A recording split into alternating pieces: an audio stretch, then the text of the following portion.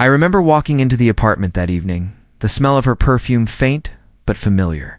"Hey, I'm home," I called, tossing my keys on the counter. No response. I shrugged it off. "She must still be in the kitchen. Dinner's ready," she said, stepping out from the hallway, smiling. "How was your day?" "Same as always," I replied, leaning against the counter. "Meetings, emails, you know." I tried to sound casual, but a small knot of unease had started to form in my stomach. "You look tired," she observed, touching my shoulder. Her fingers lingered just a second too long. "Why don't you sit down?" I smiled. "I will, after I check my messages." That's when I saw it. A text from him, my best friend. "Can't wait to see you tonight. She's gone. It'll be perfect." I blinked. Blinked again. My hand shook as I scrolled up. There were more photos, messages, laughing faces that weren't meant for me. "No, this isn't real," I whispered. "What's wrong?" She asked from the doorway, her smile faltering slightly. "Nothing. Just work stuff," I muttered. I wanted to believe it. I wanted to delete the messages and pretend I hadn't seen them. But the images burned into my mind, her in his arms, laughing, kissing my heart, stuttering, breaking. "Come on, talk to me," she said, stepping closer. "You're scaring me." I swallowed hard, my voice trembling. You've been seeing him, haven't you?" Her eyes widened, just a fraction too late. "What? No, I don't know what you mean." I shook my head, panic rising. "Don't lie to me. I have proof, messages, photos, everything." As she backed away, her hands raised. "It's not what you think." I can explain." I laughed, a bitter sound that made me feel hollow. "Explain. Explain betrayal. Explain months of lies while I thought we were happy. It wasn't supposed to happen," she stammered. I never meant." "Never meant?" I interrupted, voice cracking. "You never meant to destroy my life. You never meant to ruin my trust. You never meant to make me feel like I'm nothing. I made a mistake," she shouted, finally letting some emotion slip. "It wasn't about you. It was about me, my choices, my feelings." I shook my head again, unable to process. "Your feelings? So my life was just collateral damage? Is that it?" I didn't know how to stop it," she admitted softly, almost whispering. "I didn't want to hurt you." "Hurt me?" I laughed again, sharper this time. "You've shattered everything. Everything I believed in us, our life, my best friend, you destroyed it." Her eyes filled with tears, but I could barely see her. My own vision blurred. "I trusted you," I said, voice low. "I gave you everything. And you just threw it away. I love you, I swear," she cried. I shook my head violently. "Love? If this is love, I never want it. Never. You've turned love into pain. And I can't. Silence fell between us, heavy and suffocating. She backed further into the hallway, looking small, fragile, but I couldn't see her as anything but the source of my ruin. I sank into a chair, holding my head in my hands. I trusted you more than anyone," I muttered to myself.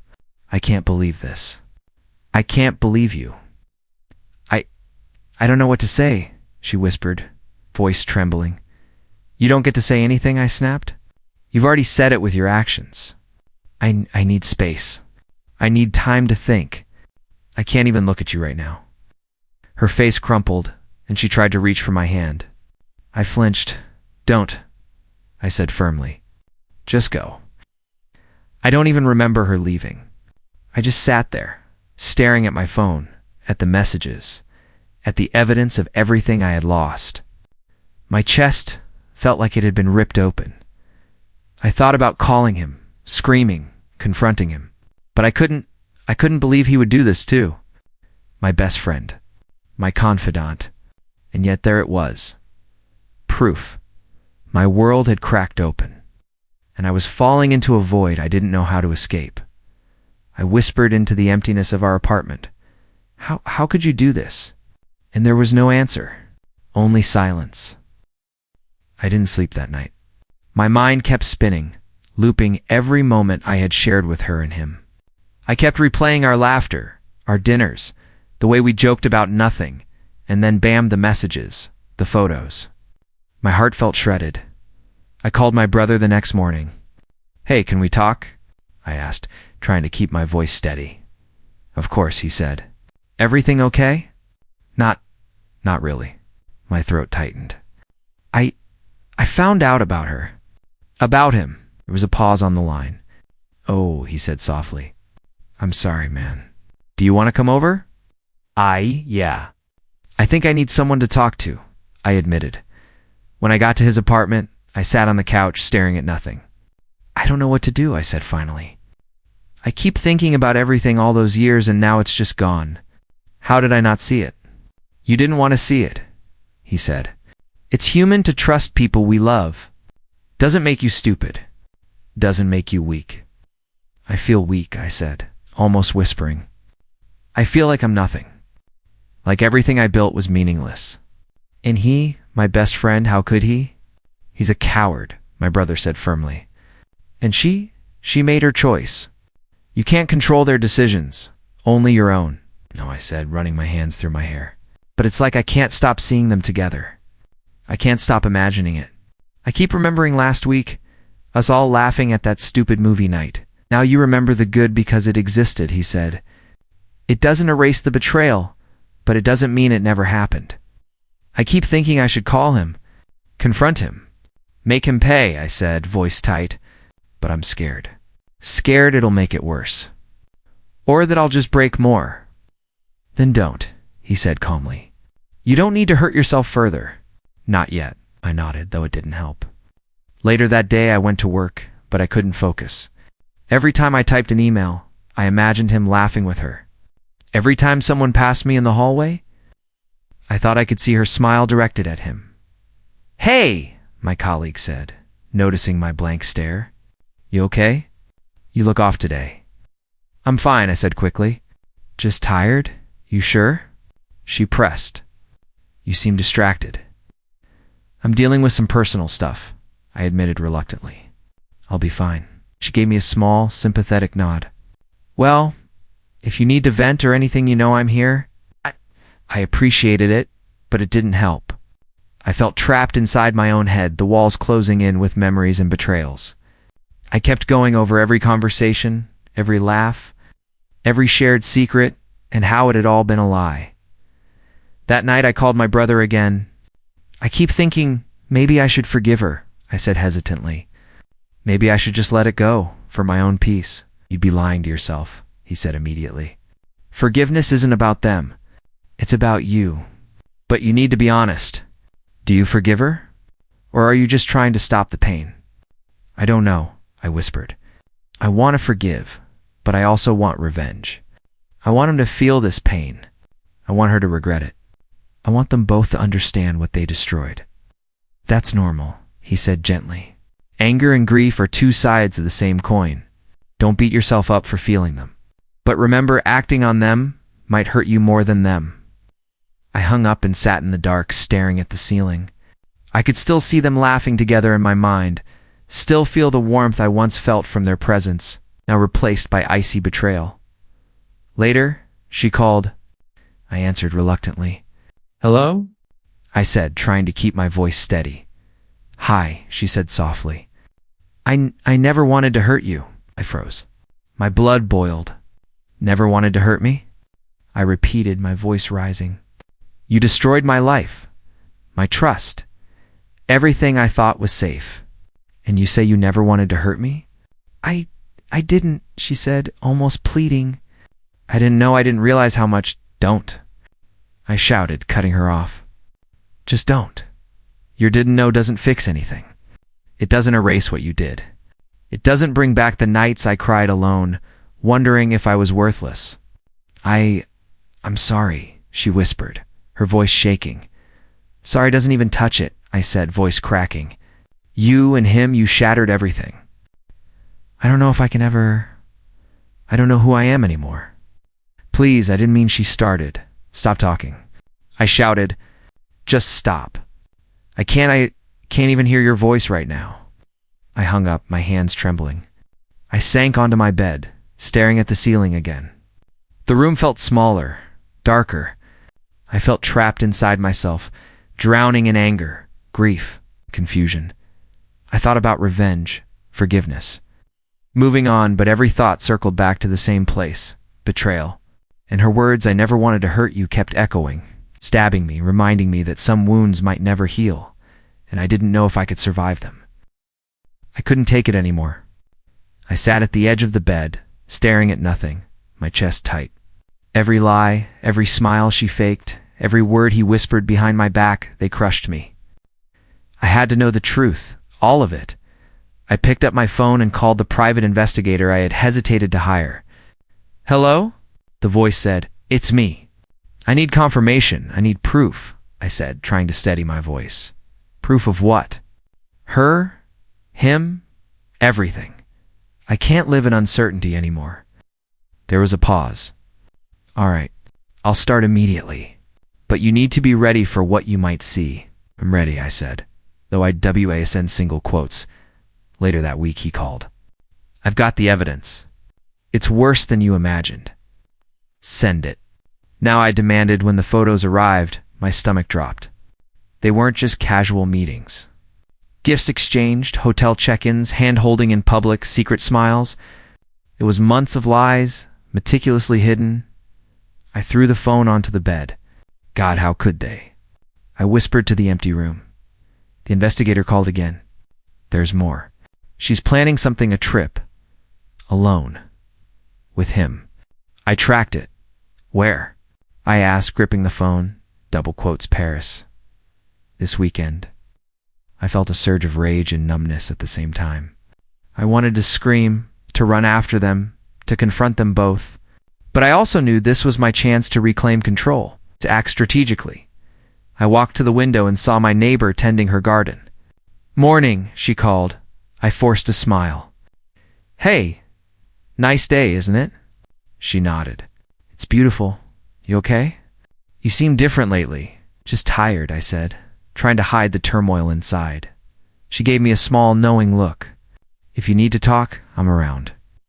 I nodded and went back inside, heart pounding. I couldn't tell anyone else. Not my family, not coworkers. Only I could handle this. That night, I confronted the empty apartment with my anger. "I'm not going to let you win anymore," I muttered to myself. "I will take control of my life. I will not be broken." I thought about calling her, but then I remembered all the times she said she never wanted to hurt me. "Never wanted to hurt me," I whispered. "Do you hear yourself? You've destroyed everything. And now you dare to speak of intentions?" My phone buzzed. It was the investigator again. "There's a development." I caught them today. At the cafe, they looked intimate, holding hands, laughing. She even bought him a small gift, a watch. I sank into the chair, gripping the arms. A watch. They're laughing, mocking me. "You need to be careful," he warned. "Acting in anger could hurt you more." "I'm not going to act recklessly," I said, though inside I was trembling with rage. "I will regain control, but on my terms." I sat there, scrolling through every photo, every message he sent me. And then I noticed something in one of the pictures, her looking at her phone, her lips moving as if speaking. I zoomed in, enhanced the image, and froze. "Who is she texting?" I muttered. A chill ran down my spine. It looked like she was sending me a message of smiling slightly. Was she trying to manipulate me? Play with my emotions while betraying me? I remembered the first night I confronted her, her denials, her soft pleas. Maybe it wasn't over. Maybe she still thought she could control me, make me doubt myself. I gritted my teeth. "Not anymore," I said through clenched jaws. "I am done being her pawn, done being weak, done letting him let them control my life." I planned my next steps carefully. I would reclaim my strength, rebuild my life, and perhaps, in time, let the universe or Karmai deal with them. But first I had to stay focused. Every decision, every action had to count. That night, I overheard her voice on a voice memo she accidentally left on her phone. He's still so attached I can make him believe I'm sorry he'll come running. My hands shook. I couldn't believe it. She was already scheming, even while I was learning the full truth. You think you can play me? I whispered. Not this time. Not ever again. I sat back, my heart racing, my mind buzzing with plans. I wasn't broken yet. I wasn't defeated. And if she thought she could manipulate me, she had another thing coming. The breaking point had been reached. There was no turning back. I would fight for myself now, my dignity, my life, my sanity, and I would not lose again. I changed my number, blocked them on every app, and ignored their calls. Still, the betrayal followed me like a shadow. The apartment felt hollow without her, without him hovering somewhere laughing at my trust. I didn't know how to breathe without thinking about them. One morning, I went to the coffee shop near my office, needing caffeine more than sanity. I ordered, fuming silently at the barista, and turned to wait for my drink. That's when I saw her. She was sitting alone, scrolling on her phone, a faint frown on her face. Something in her eyes caught me, a mixture of sadness and quiet strength. She looked up, and our eyes met. "Hi," she said softly. "Are you okay? You look troubled." I hesitated. "I'm dealing with some stuff," I admitted. "You?"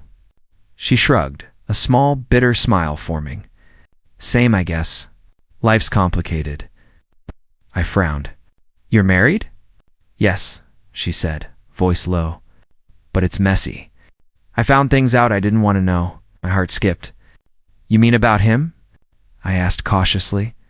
She nodded, eyes glistening. I didn't know at first. I thought maybe I was imagining things. But then her voice broke slightly. "I saw everything. And I realized I'm losing him too. I'm so sorry," I said instinctively. "I know what that feels like." She looked at me, and for a moment there was understanding, recognition. "You have no idea." I tried to believe he would change, that he would, I don't know, come back to me. I tried to believe she'd stay faithful, I muttered, and look where that got me. She nodded slowly. "Sometimes believing in people, it's the hardest thing we do, especially when they betray us." "I don't know what to do now," I confessed. "I've cut ties, blocked them, but the anger, the pain, it's still here. It follows me," she sighed, tucking a strand of hair behind her ear. "I understand. It's like a shadow that refuses to leave, no matter what we do." I looked at her, studying the pain in her eyes, the honesty in her voice. "How do you cope?" I asked quietly. "I talk to people I trust," she said.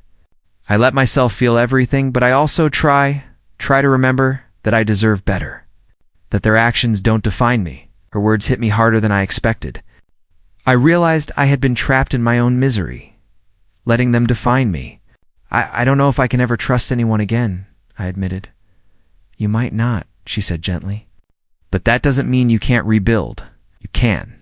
It just takes time, and sometimes unexpected people help." I swallowed hard. "And who are you helping right now?" I asked, a faint humor trying to pierce through the heaviness. She smiled faintly. "Maybe someone who needs to hear that they're not alone." We sat there talking about nothing and everything. Her voice, calm and honest, began to settle the storm inside me. I realized that for the first time in weeks, I didn't feel completely hollow.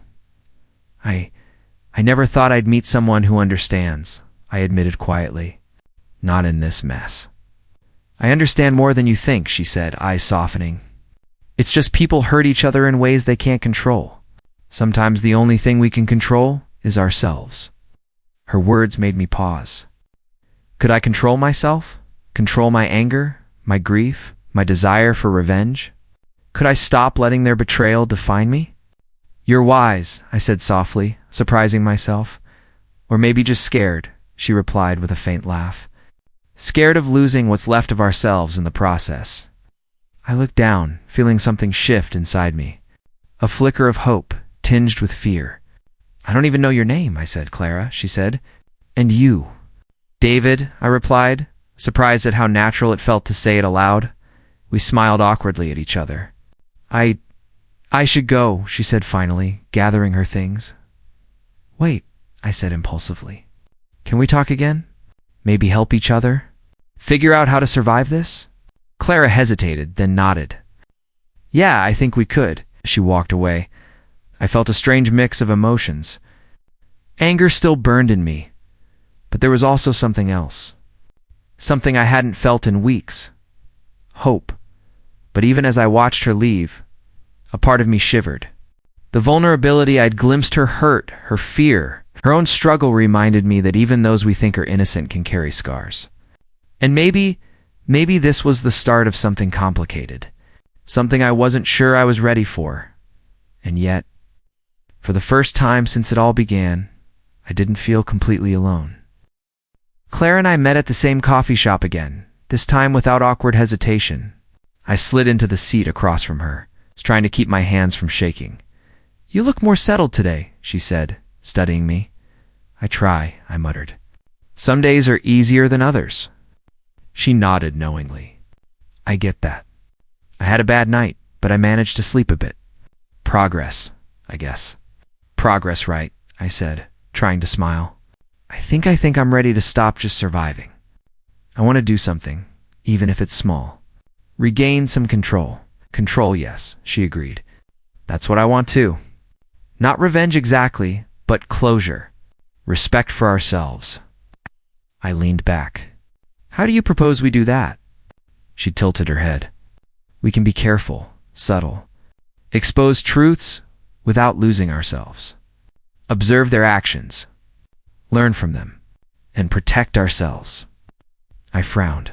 You're saying we team up? In a way, she said softly. It's fragile, I know. But someone has to see this clearly. And right now, we're the only ones who can. Nodded slowly. All right. Fragile alliance. I can do fragile. We talked about the small things first. The ways they had lied. The little manipulations that eroded trust over months. Every word she spoke resonated, because I had felt the same sting. I still can't believe he smiled at her last week, I said, shaking my head. Like nothing happened. He probably enjoys seeing me doubt myself, Clara said quietly. He thinks it's funny, but I see through it now. I refused to let him control me emotionally, admired her composure. I wish I could say the same. Every time I think I'm fine, I remember her laugh, and it cuts through me like a knife. I know, she said gently. I feel it too. The memories don't leave, but we can choose whether they define us or destroy us. Grateful for the understanding. How do you do it? By talking, she said. By being honest with someone who gets it. Someone who's been hurt too. Someone who doesn't judge. I felt a flicker inside me. You make it sound easier than it is, she admitted. But the alternative, living with silence, shame, and doubts, worse. We spent hours sharing stories, our voices quiet but urgent, each confession a thread stitching a fragile bond. I keep thinking about confronting them, I said finally. Not violently, just making them realize what they've done. But I'm scared it'll make me bitter. Clara nodded. I think about that too. But bitterness isn't the goal. Healing is, and revenge, it often traps you in the pain. I ran a hand through my hair. Healing feels impossible some days. The memory of her, my wife, still haunts me. Every laugh, every touch, every lie, I see it in my dreams. I get that, Clara said softly. I see his face in mine sometimes. And then I remind myself, I can't control him, only me. And that keeps me sane. We paused for a moment, the silence, heavy but not uncomfortable. It was the kind of silence that meant understanding. That meant trust beginning to grow. I'm starting to feel something, I admitted cautiously, almost whispering. Something I haven't felt in a long time, and it scares me. Clara tilted her head, eyes searching mine. Something good? Yes, I said. But also complicated. Because I'm not sure if I'm ready to feel again, especially for someone connected to him. She reached out, lightly touching my hand. David, it's okay to feel. It's okay to care. Pain doesn't mean you're weak. It means you're human. And maybe you're ready for trust again. I looked down at our hands, warmth spreading slowly through me. Trust, I don't know if I can, but I want to try. With you, I want that too, she said softly. But carefully, step by step. Fragile. Like us. I nodded, a lump in my throat. Fragile is better than nothing. Fragile is safe. Fragile is possible. Continued talking, plotting subtle ways to deal with our betrayers. Timing, observation, self-protection. Every word gave me a sense of purpose. A way to reclaim my life without losing my soul. And yet every time she smiled, every time her voice softened, I felt my walls crumble. A dangerous warmth spread in my chest, one I wasn't ready to confront fully. I have to admit, said finally, voice low, I'm starting to care about you. More than I should. And that terrifies me. Clara met my gaze, her eyes soft, understanding. It terrifies me too, she admitted, but maybe fear is the beginning of something real. I swallowed hard, my heart racing. Fear, hope, anger, and something else, all tangled together. This fragile alliance was changing me. I could feel it. And maybe, just maybe, it was the first step toward reclaiming not just my life, but my heart. I started noticing the cracks long before anyone mentioned them. People whispered when she walked past, their eyes sharp and judging. He tried to laugh it off at work, but the jokes felt forced, hollow. I didn't need to do anything. Karma was moving on its own. One afternoon, Clara and I met at the park. I kicked at the gravel, trying to focus on something other than them. You notice it too, right? I asked quietly. Notice what? She replied, her voice calm but alert. The way they're unraveling, their friends avoiding her. His colleagues noticing him flinch when she talks. It's like the universe is correcting itself. Clara nodded slowly. It's not fun to watch, but it's inevitable. Actions have consequences. I keep thinking I should intervene, I admitted. Confront them. Expose everything. But then I see this, and I realize I don't need to. Karma is already at work. That's the hardest part, she said softly, resisting the urge to act, to hurt them back. But letting life run its course, it's satisfying in a quiet way. I glanced at her, surprised by how wise she sounded. You've changed a lot since we met, I said. She shrugged. I had to. Seeing what he's done to me, to us, I realized holding on to anger only trapped me. I choose patience. Observing, learning, surviving its power in disguise. I smiled faintly. I never thought I'd say this, but I think I'm learning the same. I feel lighter somehow. Not healed, but less bitter. That's progress, she said. Healing isn't a straight line. Some days are heavier than others. But you're moving. I watched her, realizing how much I valued her presence. You know, it's strange I never imagined anyone could understand this level of betrayal. But you get it. You've been through it too. And that matters more than anything. Thank you, she said softly. It matters to me too to be understood. Especially by someone who isn't judging me for my husband's mistakes. I laughed quietly. Judgment won't help either of us. But understanding that feels rare. Safe. We walked in silence for a while, sharing nothing and everything. I told her about the moments I still relived, her laugh. The subtle touches, the way he smiled at her while pretending to care for me. You can't erase those memories, Clara said quietly, but you can control what they mean. I choose to let them teach me, not destroy me. I nodded slowly. I think I'm ready for that. I want to observe, not out of spite, but to remind myself I'm stronger now. That I can survive. That they don't own my life anymore. It's good, she said. It's strategic patience. You don't need to act rashly. The truth will surface. People will see them for what they are. Her words settled over me like a bomb. I felt my chest unclench a little. Maybe I didn't need revenge in the traditional sense. Maybe simply reclaiming my life, my peace, was enough. Later, I overheard my former wife on the phone, her voice sharp, frustrated. I don't understand why people keep looking at me like that. Why won't anyone trust me anymore? I clenched my fists, feeling a faint satisfaction. The jealousy, the isolation, the suspicion, it was all happening naturally. She couldn't lie her way out this time. Clara and I met again the next day. They're starting to unravel, I said quietly, more to myself than to her. Yes, she replied. It's a painful process for them, but it's honest. They're finally facing the consequences of their choices. And we were surviving, I said, almost smiling. I can finally breathe without thinking about how to fix them. I just live. Clara nodded. And that's the victory. Living.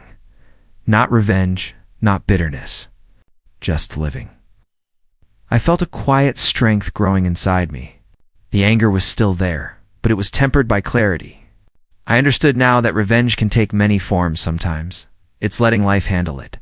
While you grow beyond the pain, we sat together on a park bench, talking about lighter things, books, movies, silly habits.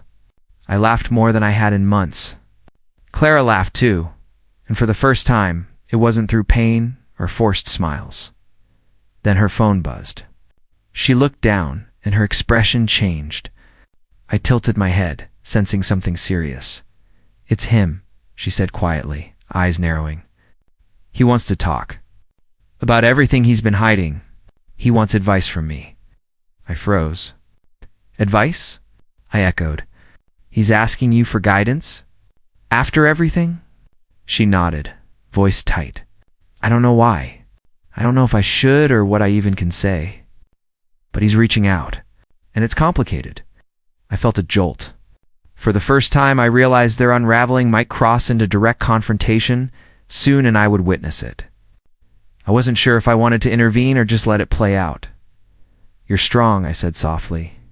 Whatever you choose, you can handle it. I know you can. She looked at me, gratitude in her eyes. Thank you. And I might need your perspective. I trust you in ways I didn't think possible. Swallowed hard.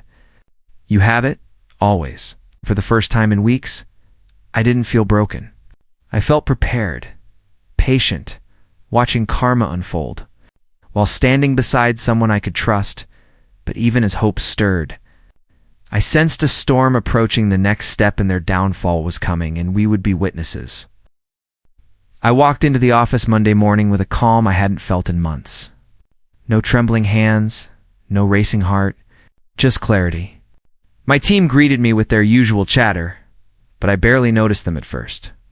I had bigger victories to savor. David, did you see the report? My colleague Mark asked. Yes, I said confidently. I revised the numbers. It's solid. We're ahead of projections this quarter. Mark's eyes widened. Wow, you handled this fast. Impressive. I nodded. It's about focus. And priorities. Later, as I settled at my desk, Clara's message buzzed on my phone. Lunch? I have something to share.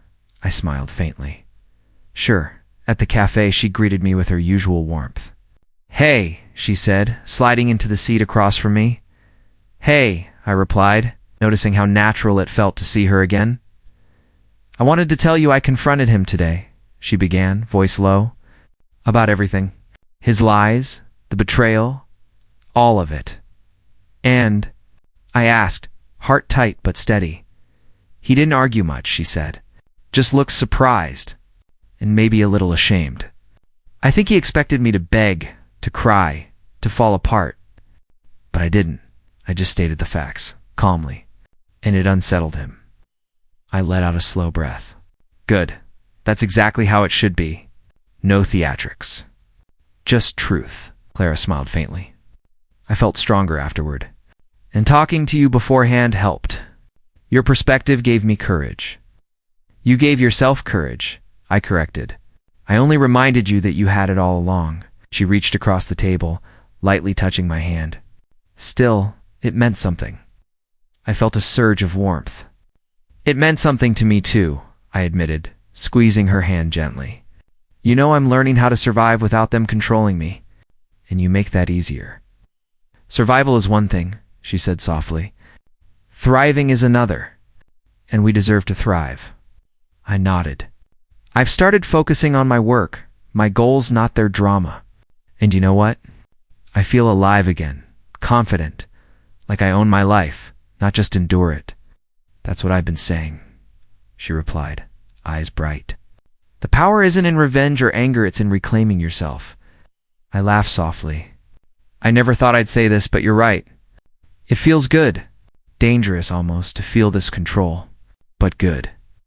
We spent the afternoon talking, sharing plans and dreams. The ease between us had grown. It wasn't just trust more it was understanding, empathy, even something deeper. I caught myself stealing glances at her, noticing the curve of her smile, the warmth in her eyes, and I realized I cared. A lot you've changed too, I said finally. Stronger, calmer, more present.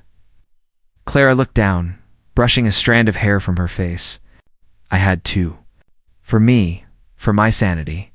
For both of us? Both of us. I asked, intrigued. She smiled faintly. I don't know yet, but you've become someone I can rely on. Not just as a friend. Someone who understands me in ways no one else does. I feel the same, and I like it, even if it scares me. Later that week, I noticed her subtle influence at work. Conversations with colleagues flowed smoother, and I felt more in control during meetings. My phone buzzed with congratulations on a project I'd spearheaded. Success, clarity, recognition. It wasn't just professional. It was personal power that evening. I returned home to find a message from my wife's one last attempt. I realized, David, please, we can talk. I want to fix this. I stared at the screen, feeling a calm I hadn't expected. No rage, no despair. Just clarity, I typed back, deliberately short. It's too late. I've moved on. Her response came almost immediately. Please don't make this permanent. I love you. I didn't reply. My heart didn't ache. The control she had once held over me was gone. Completely. Later, Clara joined me for dinner.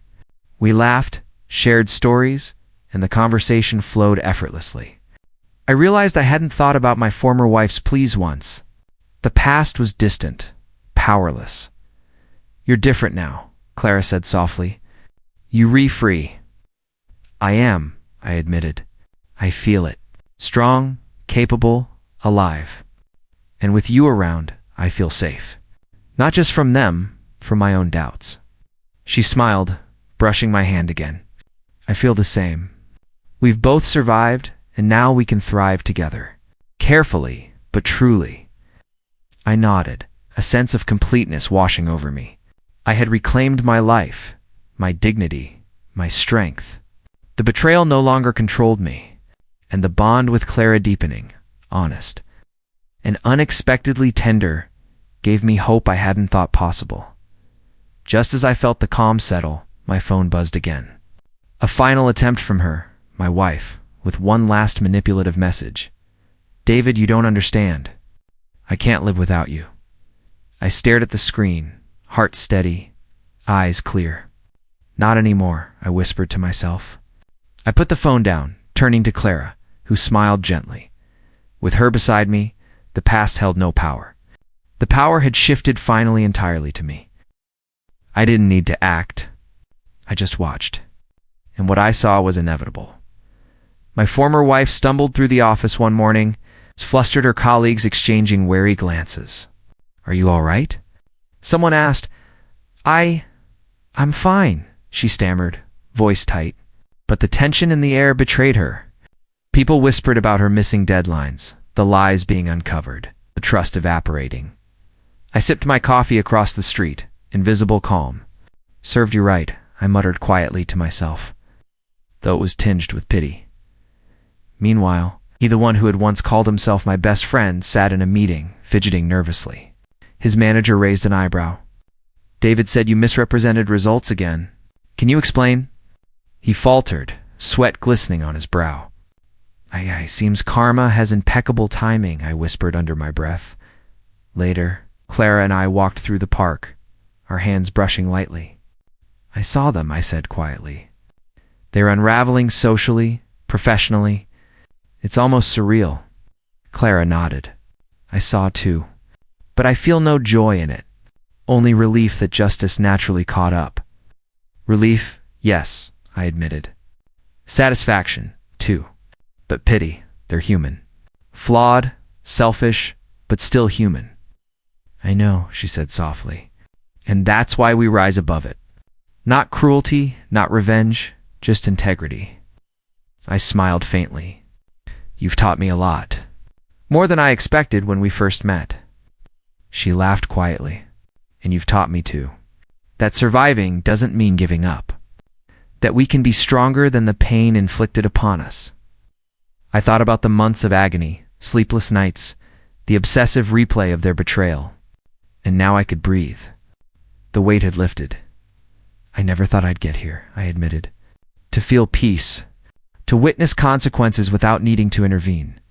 Sometimes stepping back is the strongest move, Clara said. We can reclaim ourselves while life handles the rest. Later that evening, I passed by a familiar cafe. I saw them, my wife and him, sitting awkwardly, their conversation strained. Her eyes were red, his posture defensive. They looked like strangers sharing the same table. I lingered for a moment, silent. It's over, I whispered. Everything they wanted, it's crumbling without me touching a thing. Clara's hand found mine again. And here we are, she said softly. Watching life unfold, learning from it, living beyond it. I squeezed her hand. Watching them suffer without our involvement, it's strangely liberating. Not revenge, not gloating, just natural order. I understand, she replied. And yet, it doesn't diminish the pain we endured. That part is ours alone. But no, we decide what comes next. I nodded, feeling a deep sense of closure. The betrayal had been brutal, but the aftermath had delivered its own justice. I had survived. I had reclaimed my life. And I had Clara beside me, a person of integrity, compassion, and understanding. Do you ever wonder, I began, hesitating, if happiness after this is even possible? Clara looked at me, eyes steady. Happiness isn't the absence of pain, she said. It's the decision to move forward despite it. We choose it. Step by step. Moment by moment. I thought about the weeks of heartbreak, the lies, the manipulation. And yet I had chosen clarity over bitterness, trust over suspicion, connection over isolation. Maybe it is possible, I whispered. She smiled faintly. Oh, it is. But we have to let go. Fully. Not just of them, but of the fear they planted in us. I exhaled, letting the tension release. Letting go, yes. I think I'm ready. Ready to live. Ready to trust. Ready to feel again. That's the power we've earned, Clara said softly. Not theirs to take. Not theirs to destroy. Ours.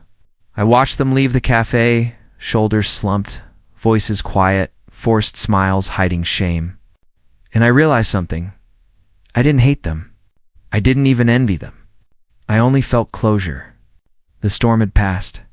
Clara and I walked in silence, our steps synchronized. The evening air was cool, calm, and promising.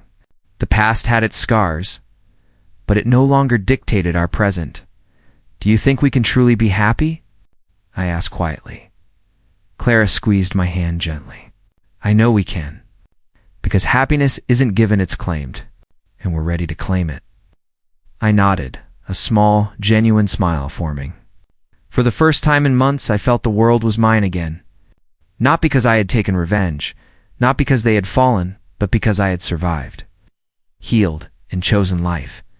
And maybe happiness wasn't just possible. Maybe it was already beginning. Clara and I met at the park one late afternoon, the sun dipping low, casting golden light across the path. She smiled as I approached. Hey, she said softly. Hey, I replied, feeling my chest tighten not with fear or doubt, but with something new. Something tender. We walked side by side, speaking little at first. The quiet wasn't uncomfortable. It was comfortable, familiar, safe. You've changed, she said finally. I can see it in your eyes. I looked down, tracing a line on the park bench with my finger. I have, I admitted. Not just on the outside. I mean inside. I feel whole again, strong again, capable of loving again. She paused, turning to face me. Loving again? Yes, I said, voice low but steady. With you. With someone who understands, who trusts me as much as I trust them. It's terrifying and wonderful at the same time. Clara's eyes softened. I've felt it too. Hesitant, but ready. We've both survived so much, and now we get to choose trust. Choose love. Carefully, but truly. I took a deep breath, letting her words sink in. Carefully, I echoed. I want that. I want us to be honest. Open without the shadows of the past hanging over us. She smiled faintly. No shadows. Only the lessons we learned. Only strength and understanding. I reached out, taking her hand gently. Clara, I know I've been broken. And I know it's not fair to ask you to take my hand just because I'm afraid of being alone, but I want to try. I want to love. I want to trust. With you. She squeezed my hand, warmth radiating through me. David, I want that too. But not because you're afraid. Because you're ready. Because we're ready. Together. For a moment we just sat there, letting our hands intertwine, feeling the quiet hum of connection. It was a simple gesture, but it carried everything we hadn't said, the fears. The healing, the hope. I never thought I'd feel like this again, I whispered. After everything, betrayal, heartbreak, I thought love was lost for me. Clara shook her head gently. Love isn't lost, David. It's sometimes hidden, waiting for us to be brave enough to see it again. And you're brave enough now. I smiled, a small, genuine smile that felt foreign yet right. Brave, maybe. Or maybe just tired of letting fear control me. I'm done letting the past dictate my life. She nodded. And that's why this works. Because we choose it. Every day. Not because it's easy, but because it's worth it. We walked slowly along the path, our conversation lightening. We spoke about small things, books we liked, places we wanted to visit, silly memories that made us laugh. And yet, beneath it all, was a steady current of trust and intimacy, building quietly between us. You know, I said after a pause, I've learned so much through this betrayal. Heartbreak, the way I let people define me. I see now that my self-worth isn't determined by others. It's determined by me. By the choices I make, by the love I allow myself to give and receive. Clara smiled warmly. Exactly. And that's why we're here. Stronger, wiser, ready to build something real. Not perfect, not rushed, but real. I stopped walking, turning to face her fully. Clara, I want you to know something. You've changed me. More than anyone else ever has. You've helped me heal. Helped me see that I can trust again. And I love that. I love you. And I want to see where this goes. With patience, with honesty, with everything we have. Her eyes glistened, and she whispered, David, I love you too. And yes, we'll take it one step at a time. Together. We embraced a quiet, lingering hug filled with relief, hope, and the gentle certainty that we were finally free from the shadows of the past. Not perfect, but healed. Not rushing, but present. Later, as we sat on the park bench watching the sun disappear, I reflected on the journey, the heartbreak, the betrayal, the anger, and the slow reclaiming of my life. I realized that the pain had shaped me, but it did not define me. I was no longer a victim. I was someone who had survived, who had grown, who could love and trust again. Clara leaned her head on my shoulder. It's peaceful, she said softly. Yes, I replied, closing my eyes briefly. And hopeful. For us, for the future, for happiness that's finally ours to claim. For the first time, in what felt like forever, I believed it. Happiness was possible. Trust was possible. Love was possible. And as the stars began to appear overhead, I whispered quietly to myself, a final note of closure and hope. I am whole again.